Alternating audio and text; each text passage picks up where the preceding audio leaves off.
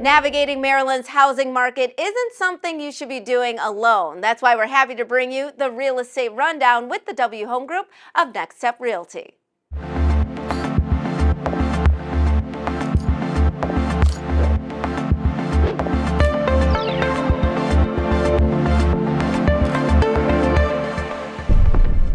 Hi, I'm James Weiskirker. And I'm Kelly Schuett, and we own Maryland's #1 real estate team. When you're ready to sell your most important asset, it matters who you work with.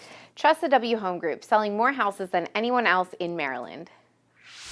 Joining us today to talk about downsizing and simplifying are realtors Jason Enrique and Michael Soper. Welcome, you two. Thanks for having us. I'm happy to have you guys here. So when does someone know that it's time to downsize? That's a great question. I think usually when you start to not enjoy your home, right? Your home is supposed to be your sanctuary, and you're getting to the point where stairs are hard to navigate, upkeep is too much. Tired of cleaning. Yeah. The landscaping, the mowing the grass. Yeah. It's time to consider. So what are the common misconceptions about downsizing or senior living? Because it's not necessarily one and the same. It could come when you're a senior, or you might just want to downsize early. So what are those misconceptions? So one of the misconceptions is that it's some big drawn out process. And for somebody, especially the baby boomer era, they were always taught you buy a house, you have kids, you get married, they go off to college, you stay there forever. Yes. And that's not the way the world works anymore. Right. Your average homeowner will sell their house within 5 to 7 years. And those baby boomers who's lived in that house for the last 30, they just don't think that they can sell because the house might not be updated. You know, it's not the glitz and glam that you're used to seeing in all of the other properties. And they think that they might not be able to sell their property at all.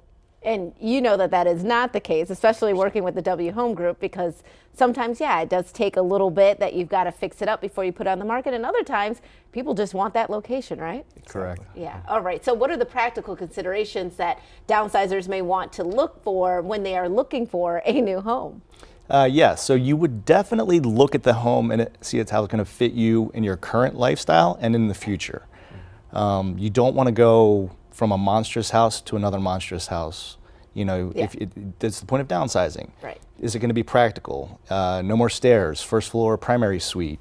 Yard upkeep, is it an HOA? You know, those type of things, just to make your life easier and, enjoyable. What do your clients say once they've downsized about that part of it, that life is a little bit easier not having all that upkeep? Just an absolute weight is off of their shoulders. Yeah. The fact that they don't have an acre of grass to worry about who's going to come cut it. Yep. You know, is my nephew or grandson going to come over and plow the driveway for me? Those simple things that we don't really think about add so much more value to life, where people can focus on enjoying their life. It sounds like that's one of the many benefits of downsizing, just sort of that peace of mind and not having to have all of that upkeep. Because you're right, you want the grandkids to come over, but they're not over every single day. They're not. So you don't need some monstrous house. Yeah. Definitely. And maybe you want to live closer to your kids. You know, as the kids move out and you have that empty nest, they spread their own wings and move into a different suburb or a different neighborhood.